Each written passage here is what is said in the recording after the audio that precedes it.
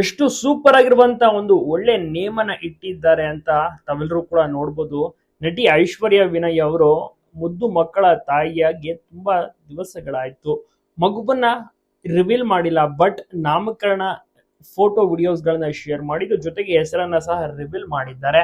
ವಜ್ರ ಹಾಗೂ ವೈಡೂರ್ಯ ಅವಳಿ ಮಕ್ಕಳ ತಾಯಿಯಾಗಿರುವಂತಹ ನಟಿ ಐಶ್ವರ್ಯ ಅವರು ಈ ಒಂದು ಹೆಸರನ್ನ ಸೆಲೆಕ್ಟ್ ಮಾಡಿ ಮಕ್ಕಳಿಗೆ ನಾಮಕರಣವನ್ನ ಸಹ ಮಾಡಿದ್ದಾರೆ.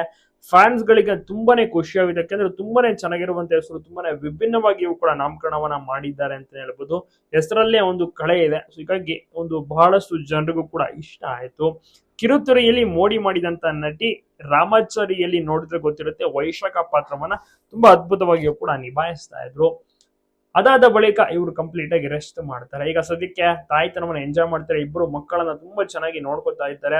ಇಬ್ಬರನ್ನ ನೋಡ್ಕೊಳ್ಳೋದು ಬಹಳಷ್ಟು ಕಷ್ಟ, ಅಂತದ್ರಲ್ಲೂ ಕೂಡ ಫ್ಯಾಮಿಲಿ ಒಂದು ಸಪೋರ್ಟ್ ಇಂದಾಗಿ ತುಂಬಾ ಚೆನ್ನಾಗಿ ನೋಡ್ಕೊತಾ ಇದ್ದಾರೆ, ಟೇಕ್ ಕೇರ್ ಮಾಡ್ತಾ ಇದ್ದಾರೆ. ಹೇಗಿದೆ ಈ ಎರಡು ಹೊಸ ಹೆಸರು, ನಾಮಕರಣ ಸಂಭ್ರಮ, ವಜ್ರ ವೈಡೂರಿ ಎಂಬ ಎರಡು ಹೆಸರು, ಅವಳಿ ಮಕ್ಕಳ ತಾಯಿ ಐಶ್ವರ್ಯ, ಇವರ ಪತಿ ವಿನಯ್ ಅಂತ ಅವರು ಕೂಡ ಕಿರುತೆರೆ ನಟ, ಸಿನಿಮಾಗಳಲ್ಲೂ ಕೂಡ ನಟಿಸಿದ್ದಾರೆ.